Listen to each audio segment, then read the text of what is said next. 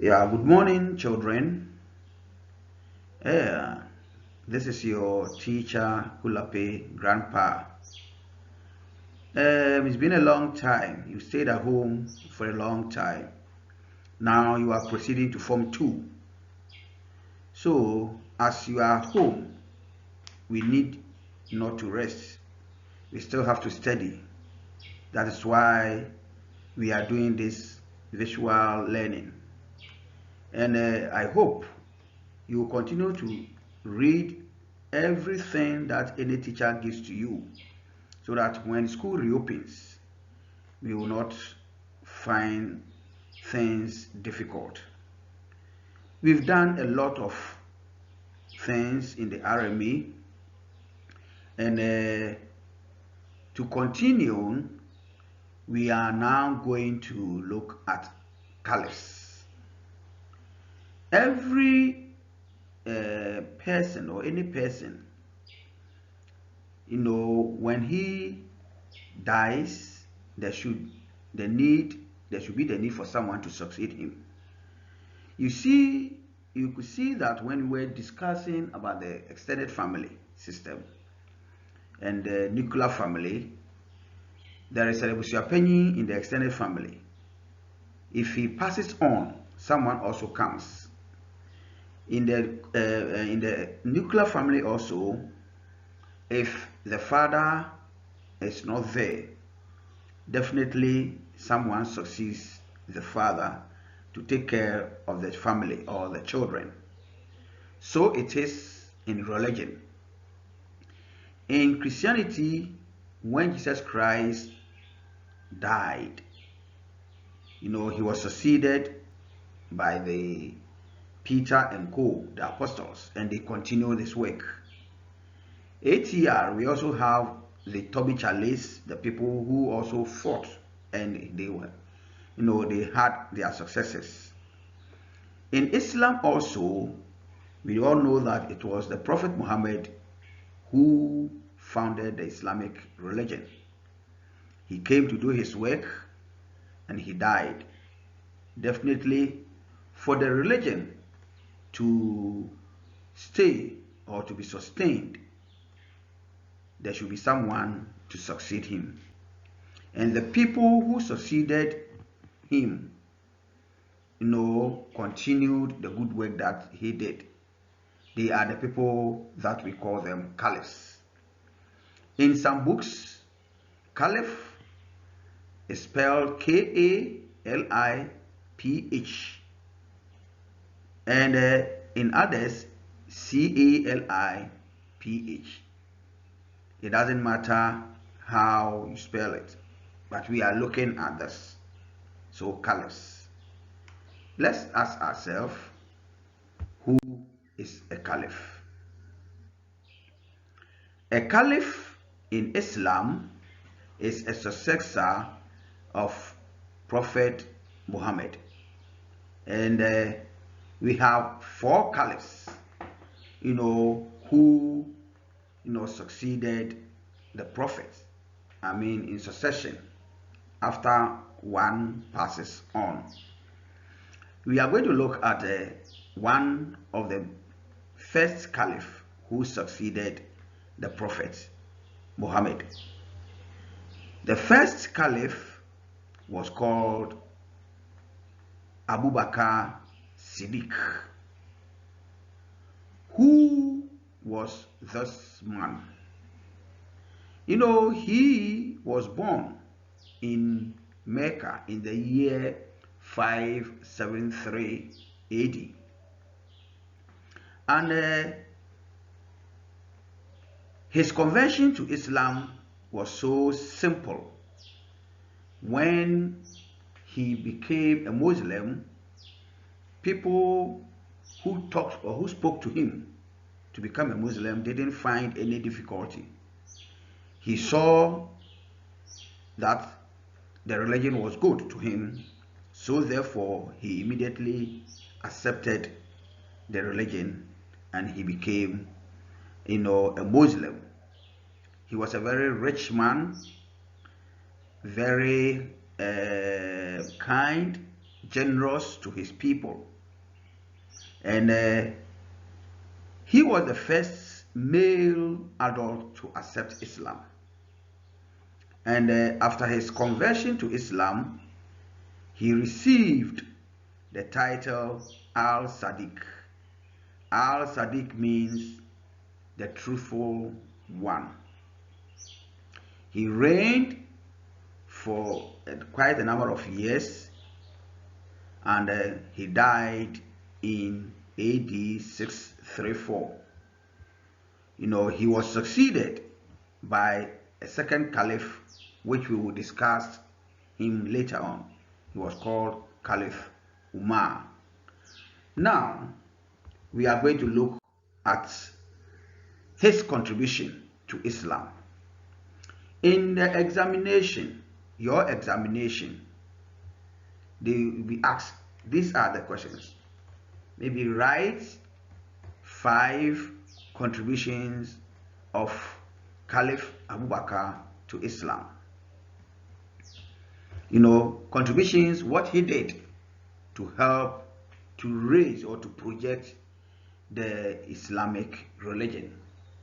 So after giving your introduction, you just write contributions of Caliph Abubakar to Islam. Then you underline, or the following were or are the contributions of Caliph Abubakar to Islam. Some of these are what we are going to discuss. First, he organized the collection of verses to make up the Quran. What is the collection of the verses? Before the Quran became a book, a whole book, it was printed. As in the Bible, it was first on the scroll. So this one was also printed in pieces. But in order for it to become a whole book, he collected all of them, the verses that the Prophet Muhammad wrote, and he compiled them, and he put them into one book, and that is what we call the Quran, which Christians say the Bible. So the Quran is the scripture or the holy book for the Muslims. 2, I've told you earlier that he was a very generous person and a kind person. To help to promote Islam, he built a mosque at Medina and paid for the land on which it was built. What is this? He purchased the land himself, built a mosque for people to worship in it. This shows his commitment and his generosity. Then through that, people were able to have a place of worship. Third, he helped the Holy Prophet Muhammad to fight many jihad. What is a jihad? Jihad in Islam means holy war. When we talk of holy war, it is a war that is fought to convert people, to come to, to come and join the religion. So they call it jihad. So jihad in Islam or in English means holy war. Example, some of the fights or the wars that he fought one of them was War of Badr, the War of Kandak, and the War of the Ditch. Badr, Kandak, and Ditch are cities in Mecca. So they were able to convert the people in those countries, to the Islamic religion. He was able to teach Muslims the Hajj rites and rituals. If you want to go to Mecca, there are certain rites that you have to perform. There are certain things that you need to do. He gave himself up to teach people about the things that they are supposed to do before they get to Mecca or to the pilgrimage. Those are the rites. Yeah, he helped to resolve the conflict on succession between the Awas and the Kriras. Those, why was the succession? You understand the word succession. If someone dies, as I've said, or passes on, they need someone to succeed him. So there was conflict, who was to succeed one king in those towns. But so that thing brought up a conflict. But Abubakar was able to resolve that. Then he was able to free many slaves, including one man called Bila, the Muezzin. This, you know who a Muezzin is? If I should ask a question, who is a Muezzin? This, you know. A Muezzin, you know who a Muezzin is. If this man was able, he was arrested and put into prison, but and for that matter he became a slave. But when Caliph Abubakar came, he was able to free this man.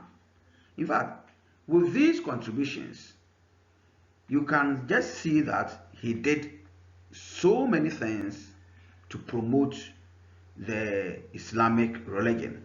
And as I said earlier, in your examination, you can, if you are asked to write 5 or 6 contributions of Abubakar to Islam, you can select any of these points, any 5 of this or 6 of these points to write, and you'll be awarded the marks.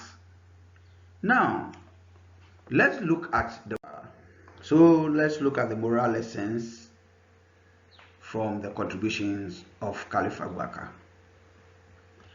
And if the question is asked, write 5 or give 3 or 4 moral lessons that Muslims should learn from the contributions of Abubakar. Don't say Muslims should be willing, just do it as is on the notes. No, Muslims should be willing to use their wealth for the work of Allah. How do they use their work? We said his contributions, he was able to build a mosque. He gave up his money to the work, for the work of Allah. Muslims should have the courage to give up all they have in order to serve Allah faithfully. We need to serve faithfully. Muslims should endure all forms of trials and tribulations for the sake of Allah. If you want to follow God, it is not easy. People will talk about you. People will say a whole lot about you.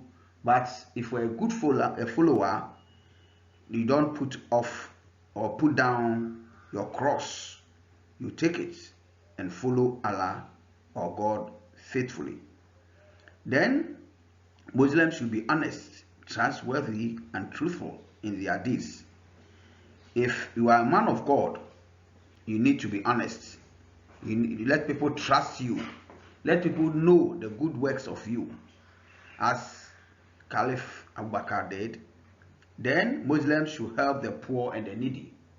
That is one good thing. We need to help each other. One of the things that Muslims do for the poor and the needy is what we call the fourth or the third pillar in Islam. That is the zakat. They do it, so they help the poor and the needy. Then finally, Muslims should endeavor, you should be steadfast. You need to be very strong in the faith, so that as we are all fighting to get to Allah or to face the judgment day in future, we need to do all this. So Muslims, Christians, traditionalists, and everyone, these are some of the things that we need to do. So it brings down the curtain on the first caliph. That's the contribution of Caliph Abubakar. Keep on reading your notes, keep on studying hard, and as time goes on, there will be a test on whatever that we are doing. Thank you. Be good students at home, and continue to study till we meet again. Bye bye.